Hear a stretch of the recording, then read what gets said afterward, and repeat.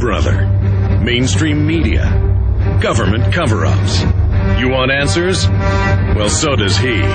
He's Alex Jones on the GCN Radio Network. And now, live from Austin, Texas, Alex Jones.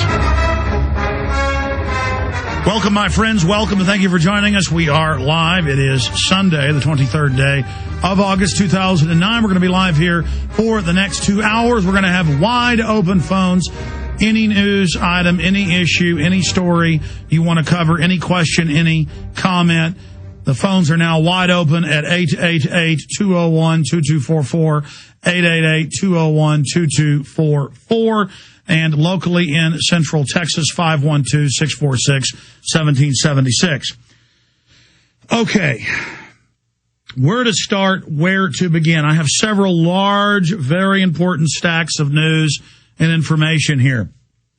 Number one, we have Rasmussen and other national scientific, highly respected polls showing that Obama now has this is staggering, 41% approval rating. The lowest previous to this was Jimmy Carter with a 46. 8 months into his administration, 8 months and 2 days, this is the lowest ever for any president. So the bigger they are, the harder they fall. People expected this guy to walk on water. They expected to have their houses paid for, their cars paid for, the wars to end, the warrantless wiretapping to end, the police state to end.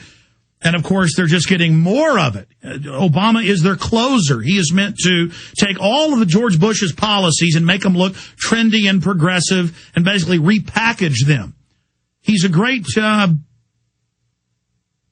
case point for a college advertising class in RTF of what advertising is.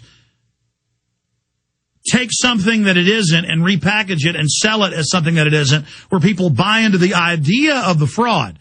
But when you're losing your job, losing your house, losing your country, losing your future, all the slick teleprompters, all the Harvard lawyer-trained speech, all the fancy suits, it means nothing. Reality is beginning to set in on the propaganda of Barack H. Obama. So we're going to talk about that today. Also, more congressmen, more governors coming out saying they don't want martial law under the staged flu pandemic coming up in just a few months that the media has been hyping. And we keep seeing stories about Miami Dolphins getting it and baseball teams getting it, tailor-made to hype the fear. And then weeks later, it always comes out they didn't really have the dreaded swine flu.